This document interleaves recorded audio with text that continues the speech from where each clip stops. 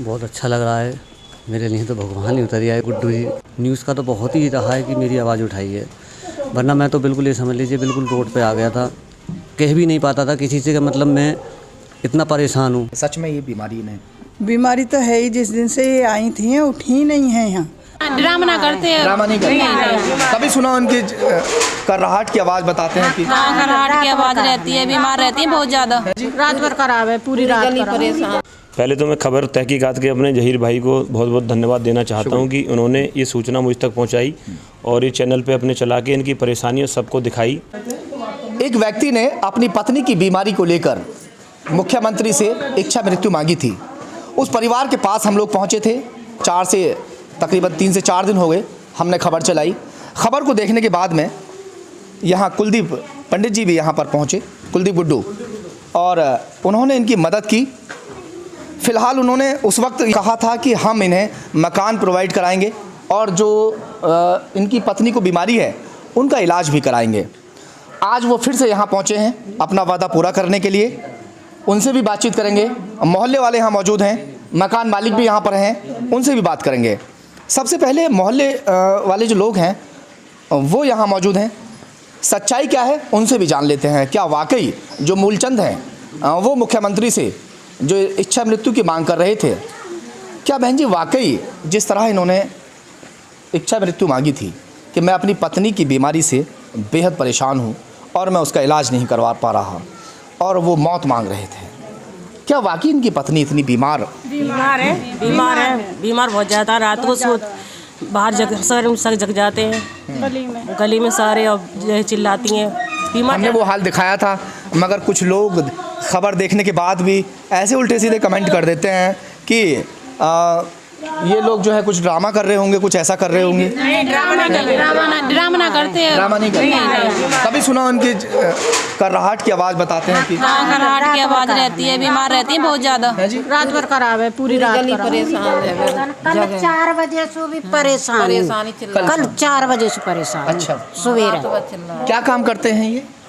मजदूरी कर रहे हैं। मजदूरी। चलिए, ये तो हो गए मोहल्ले वाले जिनसे बातचीत हुई, और एक भैया और बैठे हुए हैं। सर, आप यहीं रहते हैं ना, इसी गली? क्या नाम है आपका? मैं किरण पाल सिंह। किरण पाल। मूलचंद आपके यहीं पे किराए पे रहते हैं, आपके बराबर में।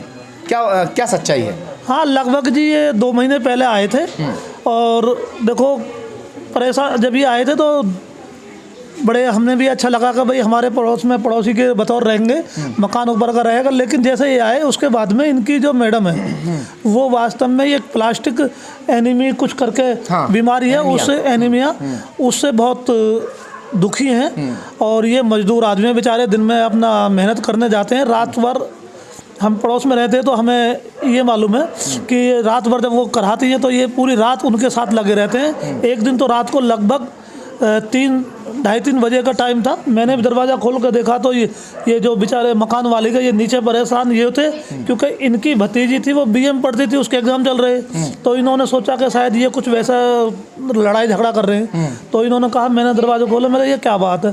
तब ये भी उतर गए, बोले कि जी मेरी वाइफ को दर्द बहुत ज़्यादा है, अब मैं दुखी हूँ।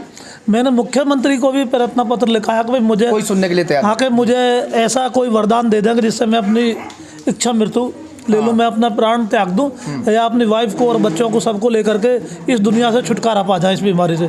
इनका परिवार या कोई हमारा जिला बुलंदशहर तो आपने आते कोई देखा नहीं है? नहीं, यहाँ कोई नहीं आया है। इन्होंने बताया कि किसी प्रशासन ने या सामाजिक सेवा ने किसी ने भी कोई मदद इनकी नहीं की।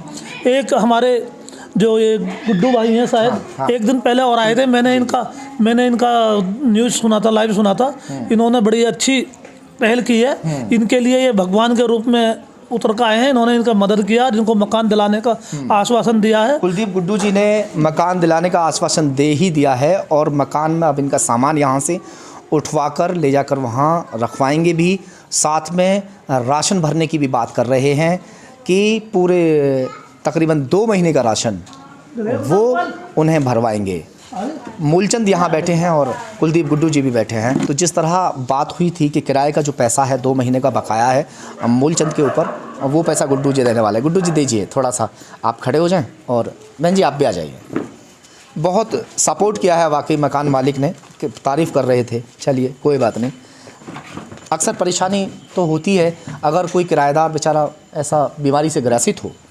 तो बहन जी आपके यहाँ ये रह रहे हैं तो बीमारी से जैसे ग्रसित है, इतना परेशान है, तो क्या कहेंगे ऐसे? सच में ये बीमारी ने बीमारी तो है ही, जिस दिन से ये आई थी उठी ही नहीं है यहाँ। अच्छा, मतलब रहमे तो वहाँ ही पड़ोस में रहमे ही हमारे में, वहाँ से फिर यहाँ आई गए तो कमरे में से उठती देखी ही नहीं है। अच्छा, जो बहुत ही नीचे कभी आई परेशान है। परेशान देखो मैं तो दूर रहती हूँ, पड़ोसी ही बता सकते हैं। आप रहती बहुत हैं? ही, आ जाओ। हाँ ये रहती हैं। आप यहीं रहती हैं?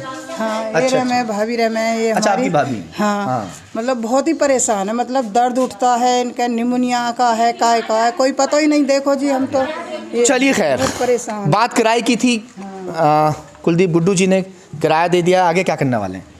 मैं कुलदीप गुड्डू, प्रदेश महामंत्री भारतीय किसान यूनियन भानु से हूँ।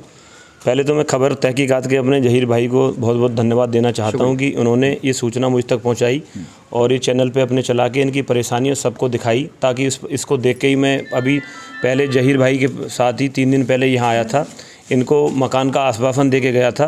तो कल मैं बिजी था क्योंकि मैंने 6 वहाँ अजनारे गाँव में 6 सामूहिक जोड़ों के शादी समारोह की वजह से मैं बिजी था। आज मैं वहाँ से फ्री हुआ और यहाँ फिर दोबारा से आया हूँ। मैं थोड़ा सा बता देता हूँ। कल कुलदीप गुड्डू जी ने 6 गरीब बेटियों की शादी भी की है और सिर्फ बाइक नहीं थी, मैंने वो खबर चलाई भी है, सिर्फ बाइक नहीं थी, बाकी टोटल दहेज का सामान और पूरे खाने पीने की व्यवस्था सब कुछ इंतज़ाम किया था। बहुत अच्छा काम कर रहे हैं जी। तो आगे इनके लिए थोड़ा बता दीजिए कैसे इनका यहाँ से आज मैं यहाँ पे आया हूँ, जो हमारे भाई हैं मूलचंद भाई, इनकी पत्नी को प्लास्टिक एनीमिया की बीमारी है, जिसमें कि ब्लड नहीं बनता है, तो इनको बार बार उसमें ब्लड चढ़वाना पड़ता है। जो दवाइयाँ हैं वो भी बहुत कीमती हैं। तो मैंने इनके लिए 1.5 से 2 लाख रुपए की अपने निजी पैसे से दवाई खरीद के मैं इनको दूंगा। अभी 1-2 दिन के अंदर अंदर ही 1.5 से 2 लाख रुपए की दवाई मैं इनको, पेटेंट दवाई इनको दूंगा, ताकि ये अपनी पत्नी का अच्छे से उनको खिला सकें, वो दोबारा से स्वस्थ हो सकें, अपने बच्चों में अच्छे से जीवन गुजारें, अच्छे से अपनी गृहस्थी चला सकें। आज मैंने जो इनके मकान मालिक थे, इनका 2 महीने का जो किराया है वो आज मैंने इनके मकान मालिक को अभी दे दिया है और मैंने इनके लिए रहने की मकान की व्यवस्था करा दी है, जो फ्री ऑफ कॉस्ट। उसमें बिजली पानी का इन्हें कोई पैसा नहीं देना होगा, ना मकान का कोई चार्ज किराया है।